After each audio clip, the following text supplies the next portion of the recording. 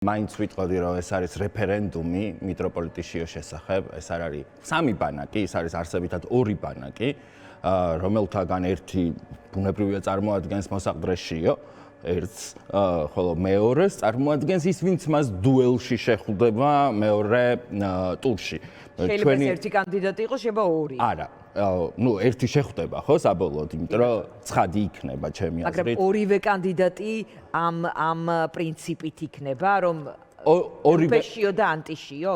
ვის უმრავლესობა, მათი უმრავლესობა, ვინც ხმას მისცემს ამ ორ კანდიდატს, ბუნებრივია ამ ნიშნით უმრავლესობა. ყველა არა, ამ ნიშნით გააკეთებს არჩევანს ჩემი აზრით.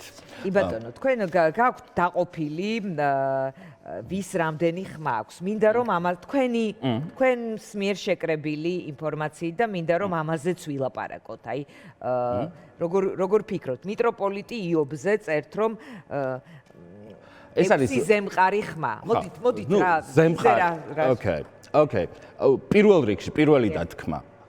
არსებობს ორი ვერსია ამ წყაროებში. ერთი არის უმცირესობა, რომელიც ამბობს, რომ და რომელიც შესაძლოა მართალია, მოგეხსენებათ, უმრავლესობა ჭეშმარიტებას არ ნიშნავს. ამბობს, რომ პირველივე ტურში დამთავრებული იქნება ყველაფერი, მათ შორის ხვალ 20 ხმას აიღებს, ეს გამოასხივებს მიტროპოლიტი შიოს მხრიდან ძალას, რაც ნიშნავს, რომ ძალას იკრებს შემდეგ და ყველა ჩათვლის, რომ აღარ არის საჭირო ზედმეტი თავისტკივილი. სხვათა შორის მისთვის პერსონალურადაც, ხო? მაგრამ ამის იქით არსებობს უმრავლესობა ამ წყაროების, აი მრავალფეროვანი, რომელთა დათვლაც მიუხედავად იმისა, რომ ეს წყაროები ერთმანეთს არ იცნობენ კარგად და შეთანხმებული პოზიცია შეუძლებელია ჰქონდეთ, ისინი ამბობენ შემდეგნაირ სიტუაციას, რომ მოსაყდრეს აქვს მყარი 16 ხმა და დანარჩენი ნაწილდება ორ კანდიდატზე, როგორიც არის მიტროპოლიტი იობი და მიტროპოლიტი გრიგოლი. ვინ მეტ ხმას აიღებს აქ, აბსოლუტურად უცნობია მათთვისაც დარწმუნებული ვარ, რომ ახლაც არ არის ცხადი, შესაძლოა რამე შეიცვალა. 23 ხმა არის 16-ს. ხო, 23 ხმა. ანუ მეორე ტურში გადასასვლელად თუ ამ ნაწილს, ამ თხრობის ამ ნაწილს დავუჯერებთ, საჭიროა მინიმუმ 12 ხმა იმისთვის, რომ დუელი შედგეს. იბატონო, ლევან, ნახეთ რა მინდა კითხო, თუ პირველ ადგილზე თუ ამ მონაცემებით რასაც შეყვები, თუ მოსაყდრეს აქვს 16 ხმა, ბუნებრივია სამეულში ის ყველა შემთხვევაში იქნება პირველი. რა თქმა უნდა. მაგრამ პირველი არ ნიშნავს იმას, რომ ყველა მიცის, რომ ის ორი არ მეორე ტურში ერთიანდება. მეორე ტურში ერთიანდება აუცილებლად, იმიტომ რომ ასეა მოკლედ. და როცა მაგალითად პოლიტიკაშიც ასეა. კი. მაგრამ თუ მოსაყდრე შიოს პირველობა არსებითი მნიშვნელობის არ იქნება, თუ მან ვერ დააგროვა ხვალვე 20 ხმა. მიუხედავად იმისა, რომ ხვალ ეს არაფერს გადაწყვეტს, მაინც უნდა წარედგინოს გაფართოებულ კრებას და თუ იქ 20 ხმას მიიღებს, რა თქმა უნდა, ეგრევე პატრიარქია, ხო? მაგრამ აქ ეს არანაირ მნიშვნელობის არ არის, გარდა იმისა, რომ ძალა უნდა გამოასხივოს, იმიტომ რომ თქვენ იცით, როგორც ელექტორატში ზოგადად, ისე ამ 39 კაცშიც არიან ადამიანები, რომლებიც გამარჯვებულის მხარეს არიან და შესაბამისად მათ ჭირდება ძალა აჩვენა. ტაბლოზე პირველ ადგილზე ის ყველა შემთხვევაში იქნება, ეს არ არის საკმარისი ამ ძალის გამოსხივებისთვის. არა, რა თქმა უნდა არა. იმიტომ რომ დუელში თუ გადავა მეორე კანდიდატი, ჩემი აზრით მეორე არ გადასული კანდიდატის უმრავლესობის ხმებს ის წაიღებს და არა მიტროპოლიტი შიო. კიდევ ერთხელ ვიმეორებ, ეს წყაროთა უმრავლესობის თქმით, უმცირესობა ამბობს, რომ არავითარი მსგავსი პრობლემა მოსაყდრე შიოს არ შეექმნება, იმიტომ რომ მას აქვს ხმების საკმარისი რაოდენობა. ანუ ის რომ ამბობ, რომ მოსაყდრეს აქვს 16 ხმა, ეს არის თქვენი მიერ წყაროებიდან მიღებული ინფორმაციის ერთი ნაწილი, მეორე, ეს თქვა ჯგუფი, რომელიც თქვენთან კომუნიკაციაშია, ის ამბობს, რომ პირველივე ტურში, ხო, პირველივე ტურში მოიგებს, ხო? ანუ ეს ორი სხვადასხვა საკმაოდ დამაჯერებელი ნარატივი მესმის, მე ვერ გავაკეთებ მათ შორის არჩევანს, მაგრამ დავიჯერო ის, რომ პირველივე ტურში იმარჯვებს, შესაძლოა მოსაყდრე ძალიან ახლოს არის მაგალითად 20 ხმასთან, 18, 19 ხმა აქვს. მაგრამ უკვე უშუალოდ ჩემი კალკულაციით ძალიან გამიჭირდება იმის თქმა, რომ პირველივე ტურში აქვს მას შესაძლებლობა რომ მოიგოს. მერყევ მღვდელმთავრებზე რა ვიცით? მერყევ მღვდელმთავრებზე მარი მაგალითად მიუხედავად იმისა რომ ამბობდა რომ ჩამოყალიბებული მაგრამ აი მაინც და ამ თავისუფლებას ვუტოვებ ჩემ თავს მაინც მერყევში მე მგონი არ არის მე ვფიქრობ რომ მეუფედოსი თეოსი ჩამოყალიბებულია. ხო მეც აღარ გავაგრძელებ, იმიტომ რომ არ მინდოდა სახელების და გვარების დასახელება. კი ბატონო, მაგრამ მე მჯერა რომ ის ჩამოყალიბებულია. კი ბატონო. რაც შეეხება სხვა პირებს, ხო, ანუ პროცესი როგორია? ჯერჯერობით ეს არის ამახელვებელი პროცესი საქართველოში. აი ასე პირველად ჩუქდება ალბათ კათოლიკოს პატრიარქის არჩევნები. ეს არის ლამაზი პროცესი.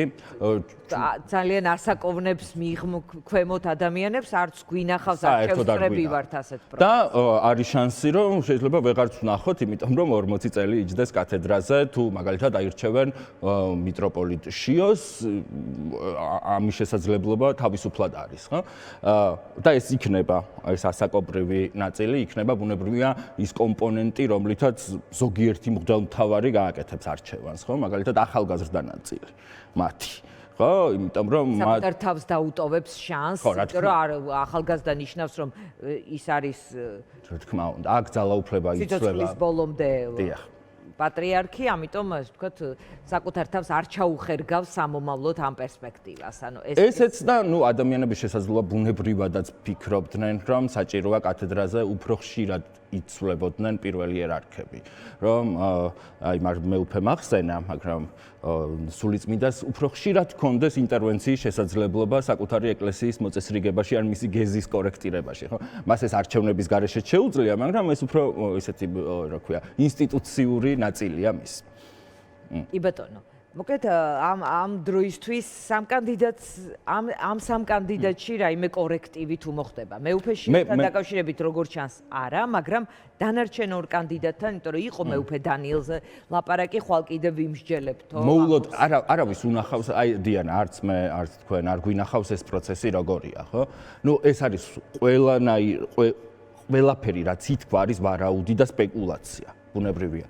რაღაც გამბედაობა გვაქვს ინფორმირებულ წყაროებზე დაყრდნობის, მაგრამ ბუნებრივია ეს შეიძლება შეიცვალოს. მაგალითად, მეუფე დანიელი თუ შემოდის საპატრიარქო არჩევნებში, ჩვენ წარმოდგენა არ გვაქვს შემდეგ როგორ ირევა სიტუაცია, ან როგორ ნაწილდება კალკულაცია, იმიტომ რომ მაგალითად, როცა მეუფე გრიგოლის შესახებ და თქვენ იცით, დასაწყისში საერთოდ არ მოიაზრებოდა, იმიტომ რომ ჩვენ ყველა მედიამ ვიცოდით, რომ მიტროპოლიტ გრიგოლს არ სურს პატრიარქობა, მაგრამ შემდეგ უცბად შეიცვალა ყველაფერი, გავიგეთ რომ ვიცით რომ სურს. წყაროების მეშვეობით, ხო, როცა ბევრი ხმა ერთდროულად მოდის, ნუ ძალიან ბუნებრივია ეს ყველაფერი.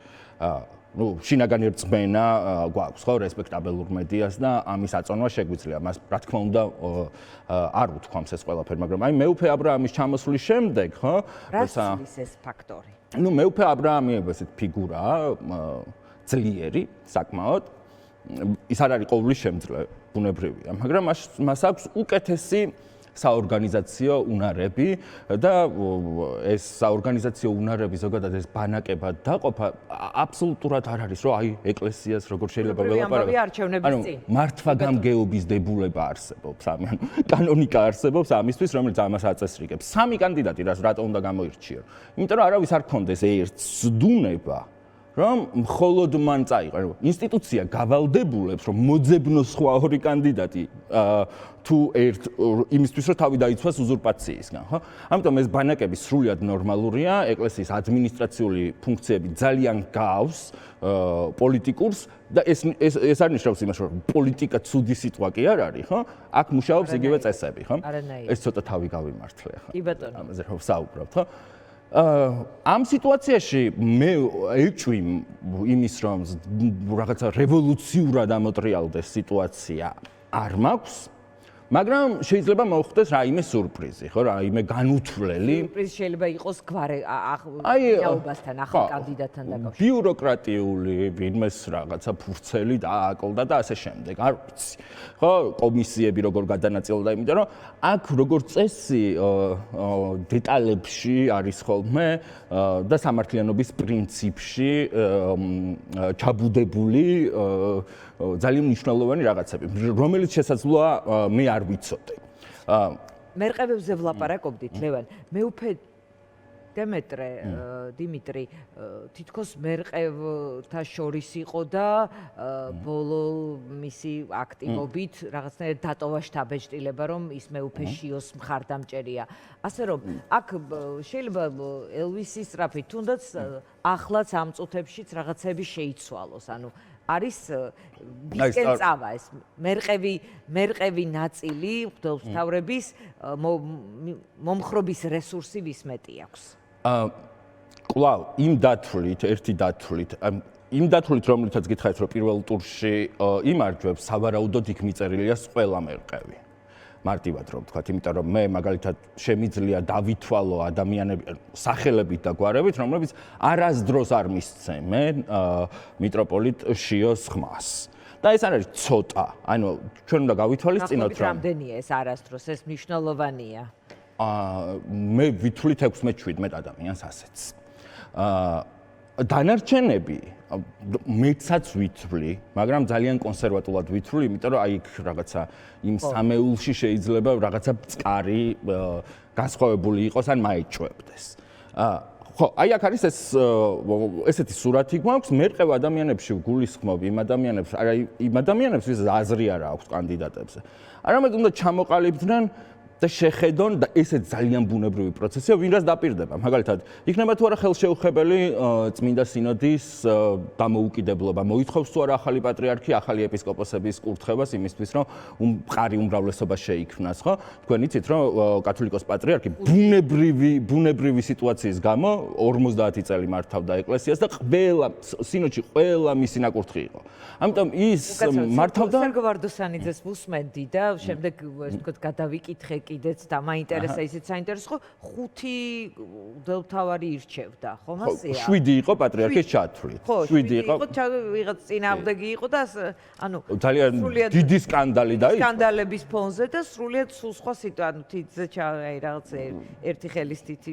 ხო, აი წარმოუდგენელი რაღაც იყო, magalitat წინა პატრიარქს რო ირჩევდნენ, 3 ეპისკოპოსი შევარდა მაშინ სიონთან იყო ესეც საპატრიარქო, რაღაცა ოროთახიანი საპატრიარქო. იგი მახსოვს. ხო. იქ შევარდა დეპეშები დააგზავნა, რომ მოსაყდრე არ არის არჩეული კანონიკურად, ასე შემდეგ. ისინი ცდებოდნენ, ღრმად ცდებოდნენ, სხვათა შორის, იმიტომ რომ კანონიკურად კათოლიკოსი მაშინ ცხუმაფხაზელი ილია იყო სრულიად კანონიკურად არჩეული, მაგრამ ეს სხვა საქმეა, ხო? აი ახლა, როცა ჩვენ ამის რესურსი ვისმე, აი ნახეთ, რასაც თქვენ ყვებოდით, რომ რაღაცები დაპირდეს, რაღაცები ამის რესურსი ვის მეტი აქვს? დაპირებას მათ შორის ამ ინსტიტუციას ყოველთვის ჰქონდა ხელისუფლებასთან განსაკუთრებული ურთიერთობა. თუ ჩავთვლით, რომ ხელისუფლებას თვის მაგალითად მოსაყდრე შეიძლება უფრო სასურველი კანდიდატი იყოს, აქედან გამომდინარე, დაპირების და შეპირების რესურსი ვის მეტი აქვს და ხელისუფლებისთვის რომ მეუფეშიო სასურველია, რამდენიმე, ასე ვთქვათ, კონკრეტული ტელეწამყვანის გარდა კიდე რა ნიშნები არის ამის? ბუნებრივი და ლოგიკურია, ხო, როცა 9 წელი მართავდა, თანამართავდა, ხო? ვიღაცას ეს კანონიკურად პრობლემური ტერმინი გონია, მაგრამ ადმინისტრაციულად ხო მართავდა რა, რაზეა ლაპარაკი, ხო? ეს სხვათა შორის მისი ერთ-ერთი პლუსიც იქნება მათთვის, ვინც მას მხარს დაუჭერს. ისინი ხელისუფლება იყო მასთან შეჩვეული და ხელისუფლება იყო, მოდი ასე ვთქვათ, კომფორტულად მასთან, ხო? მე არ ვამბობ, რომ სხვა კანდიდატი ვერ ჭყალებში დაალაგდება ხელისუფლებასთან. რა თქმა უნდა, ყველას მოუწევს თანამშრომლობა. ამ ხრივ რომელმაც უნდა გაიმარჯვოს რაღაცა რევოლუცია არ გველოდება ნამდვილად. და ეს ასეც უნდა იყოს. თავარია ახალმა კათოლიკოს პატრიარქმა მოახერხოს იქცეს იმად, რაც მის ტიტულშია, სრულიად საქართველოს კათოლიკოს პატრიარქად და არა ნახევარი საქართველოს პატრიარქად. ორივე მხრიდან სხვათა შორის. იმათი მხრიდანაც, ვინც მეტად მხარდამჭერია პოლიტიკურად ხელისუფლების და ვინც მეტად მხარდამჭერია ოპოზიციის, ხო? ეს ბალანსი ჩვენ გვჭირდება მართლმადიდებელი ეკლესია მრთელი, ერთიანი. უფრო ასხივებს ამ სიმრთელეს. ხო, აი ამას არ ვიტყვი. ამას არ ვიტყვი, იმიტომ რომ რომელიმე კონკრეტული კანდიდატი ძალიან მოულოდნელი შეიძლება იყოს თან ვიღაცისთვის, რადგან ესე კრიტიკოსად გამიცნეს, მაგრამ ხო, მე მიმაჩნია, რომ აი ამ ისტორიის ამ მომენტში წინა დღეს, ხო, ასეთი ამაღელვებელი პროცესის მე არ უნდა ვიყო ის ადამიანი, ვინც რაღაც კონკრეტულ კანდიდატს დაასახელებს, ჩვენ უნდა გქონდეს მხოლოდ იმედი, რომ და მივცეთ ჩანსი. მე მაქვს ესეთი განწყობა მიუხედავად ჩემი კრიტიკული დამოკიდებულებისა საქართველოს მართლმადიდებელი ეკლესიის მიმართ, რომ ყველას ვინც უნდა ირჩიოს, უნდა მივცეთ ჩანსი, იმიტომ რომ პატრიარქობა და უცბად გამორჩევა პირველი ერარქად არის ძალიან ღრმად, აი ძირფესვიანად მატრანსფორმირებელი ადამიანისთვის. თქვენ იცით, რომ ვიღაცებს პრეზიდენტები დაუნიშნავთ და შემდეგ ის პრეზიდენტები სხვანაირად მოქცეულან, ხო? როცა ამ ბოდი ესე ვთქვათ, ეკლესია ამობრუნებულ ადგილს აბარა დროში უყურებ შეიძლება რაღაცა ამ კონკრეტულმა პოზიციამ შენში. როცა ერთი ხარ, როცა შენი თანამდებობის ერთი არსებობს, ხო, ქვეყანაში, შენ დიდწილად არ ხელისუფლებას, ანუ ღმერთს და ისტორიას ელაპარაკები, ხო? შენს წერილში საინტერესო ეპიზოდი იყო, სადაც წერდი, რომ სინოდი ირჩევს ახალ პატრიარქს და არა ახალ ილია მეორეს. რატომ იყო ამაზე ხაზგასმა საჭირო? იმიტომ რომ ეს შეუძლებელია. ხო, წარმოდგენების კრიზისი არავის გვახსოვს, ხო, წინა პატრიარქი, ანუ დავით მეხუთე არავის არ ახსოვს, ხო? აი ერთი, ხო, ძალიან ცოტას ახსოვს, ხო? ეს პატრიარქი დაგვამახსოვრდება, ანუ ყველას დაგვამახსოვრდება და მისი ჩრდილი გადასვლება ახალ პატრიარქს, აი იოანე პავლე მეორე რო გარდაიცვალა მაგალითად, მე რომის ეკლესიის შვილი ვარ და ამ მაგალითს მოვიყვან, მას მე აირჩიეს ერთ-ერთი ყველაზე კათოლიკე ეკლესიის ისტორიაში ერთ-ერთი ყველაზე ინტელექტუალი პაპი. გერმანელი, აი ესეთი წიგნის ჭია, რომელსაც უბრალოდ ჩრდილავდა წინა პოლონელი პაპის 28 წლიანი პონტიფიკატი, რომელიც იყო ბევრად, ასე ვთქვათ, გამომხატველი, ხო, ბევრად აქტიური და ის რაღაცა ჩაიფერფლა ეს პაპი აი ამის ჩრდილში. ახლა როცა საქმე გვაქვს და მაშინაც კარდინალთა კოლეგიის სრული უმრავლესობა იოანე პავლე მეორის გამორჩეული იყო, ანუ მან პრაქტიკულად რა თვითონ გამოარჩია ეს ყველა, ხო? აქაც იგივე შემთხვევა გაქვს, ვინც უნდა აირჩიოს სხვათა შორის მაინც გაგრძელება იქნება კათოლიკოს პატრიარქის ნებით, იმიტომ რომ არავინ მისი ნების გარეშე ეპისკოპოსად არ უკურთხებიათ. აი ამ განაწილებაში მე მაინც მგონია, რომ ახალი ილია მეორის ილუზია აქვს არა მხოლოდ ეკლესიას, არამედ აქეთ ამ მხარესაც. იმიტომ რომ ფიქრობენ, რომ კათოლიკოს პატრიარქი კვლავ იქნება ის ფიგურა, რომელიც აი მეწამულ მანტიასთან, რომელიც საკათოლიკოსო ინსიგნია მოისხამს 50 წლიან ავტორიტეტს, ხო? ეს ავტორიტეტი ისეთი რამ არის, რომ ნაწილ სიმბოლური, როგორ ვთქვა, კაპიტალი განიჭებს, რომელსაც ეკლესია გაძლევს. მაგრამ მეორე ნაწილი შენ თვითონ უნდა შექმნა, ხო? ინსტიტუცია ძალიან მნიშვნელოვანია და უწმინდეს ამ ინსტიტუციას ვეძახით, ხო? შემდეგ პიროვნული სიყვარული სხვანაირად უნდა დაიმახსოვროს. ანუ ამ ავტორიტეტს ესე ვერ მოისხამ, ხო? რაღაც დრო იქნება. ხო, მანტიასთან ერთად არ მოდის. ამიტომ და თან ჩვენ არ გვიცხოვრია, ხო? ქართველებს იმ წარმოდგენაში, რომ აი სინოდი შეიკრიბება და აი მოიგებს პატრიარქი თუ მოიგებს სინოდი. მართლმადიდებელი ეკლესიები არიან ეკლესიები, რომლებიც ასე ცხოვრობენ. იმიტომ რომ სინოდი არის პარლამენტი, ის არის ფუნქციური, ხო? უმაღლესი საკანონმდებლო, აღმასრულებელი და სასამართლო ხელისუფლება არის ერთად გაერთიანებული, ხო? მაგრამ ყველას მოგვიწევს ამასთან შეჩვევა, თუ რა თქმა უნდა, პატრიარქი არ აღმოჩნდა ისეთი მოხერხებული, რომ ბევრი ეპისკოპოსი ასაკშია და შეიძლება პენსიაზე გავიდეს, ან გარდაიცვალოს და ახალი ეპისკოპოსები დასანიშნი რო იქნება, შეიძლება მან გაიყვანოს იმგვარი უმრავლესობის დაკომპლექტება შეეძლოს, რომ მოიცვას ეს სინოდი, ასე ვთქვათ, ხო? ავტორიტეტს ვერ, მაგრამ სინოდი შეიძლება ესე მოიცვას. აქაც ეჭვი მეპარება, იმიტომ რომ ის ადამიანებიც კი, რომლებიც და თუ ის იმარჩევს მაგალითად პირველივე ტურში, ეს არ ნიშნავს, რომ ისინი ყველაფერზე თანახმანი იქნებიან. ანუ მას არ ექნება აქტიური შესაძლებლობა და ძალაუფლება, მაგალითად ვიღაც ეპისკოპოსი უბრალოდ აი ესე მოხსნას და გადააგდოს, ხო?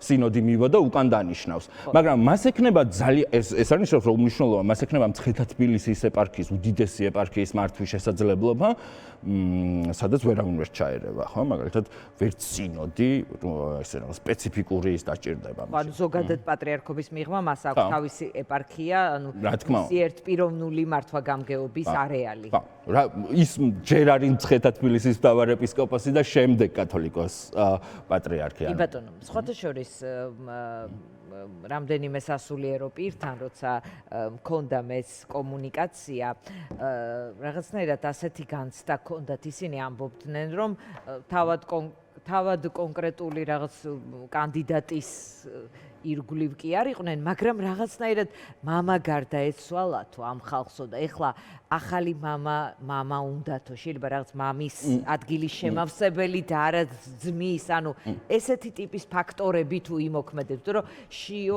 მეუფე შიო არის როგორც ძმა, მაგალითად და ვინმე ვიღაცისთვის შესაძლოა შვილი. ხო, ვინმე ასაკოვანი შეიძლება როგორც მამა ამ მამის ადგილის ან არ ვიცი, ასაკის ნიშნით დისკრიმინაციას, მოდი ასე ვთქვით, მე არ ვეთანხმებ. ხო, არც მე. ბუნებრივია. იმიტომ ვკითხე სხვათა შორის მეუფეს, რომ დიდი გამოცდილება სულ არ შეიძლება 30 წლის ასაკში ან 50-ის აგროვებს იმ ტიპის გამოცდილებას, სამი ცხოვრება რომ არ ეყოს ბევრს. ხო, და უბრალოდ თან ისეთი რაღაცა, ანუ მე რომ მომწონდეს რომელიმე კანდიდატი, რა თქმა უნდა, ჩემთვის პრობლემა არ იქნებოდა. ასაკი მართოს კარგმა კანდიდატმა, ხო? მიუხედავად იმისა, რომ ეს ახალგაზრდობა ისეთი რაღაცაა, ჩვენ არ უნდა შევხედოთ პატრიარქობას როგორც ეს როგორც სტატიკურ მოვლენას, ხო? პატრიარქის პიროვნება შეიცვლება ძალიან ბევრჯერ. ჩვენ ეს ვნახეთ ეს ტრანსფორმაციები, ხო? ამდენად ის რომ რაღაც გაქვავებული ეპითეტებით მოვიხსენიოთ რომელიმე პატრიარქი, რომ ეს ასეთია, ის ისეთია, ეს ასეთი, მე ამის არ მჯერა. და არ მჯერა როგორც ქრისტიანს სხვათა შორის, იმიტომ რომ მე მჯერა აი ამ რაღაც ტრანსფორმაციის ძალის, მე არ ვარ დარწმუნებული, ყოველ შემთხვევაში საფუძველი არ მაქვს თქვა ამ წამს, არც მიტროპოლიტი შიოს ოპოზიციისგან, რომ ვინმე აქტიურად ცდილობს შარევას, თუ ასეთი ჩარევა არსებობს, ჩემი აზრით, ხმის მიცემის ფარულობა ამას კარგად აზღვევს, შესაბამისად, უნდა მივცეთ სინოდსაც, ხვალინდელ სინოდსაც და მომავალ კათოლიკოს პატრიარქსაც რაღაც ტიპის კეთილი ნება და კრედიტი იმისთვის, რომ იქცეს აი ამ სრულიად საქართველოს კათოლიკოს პატრიარქად პატივისცემს ქართველი ხალხის სახელით გამოცხადებულ კონსტიტუციას და გაცნობიეროს ისიც, რომ ის არის ჩვენთვის, ხო, მე მაგალითად რომის ეკლესიის შვილი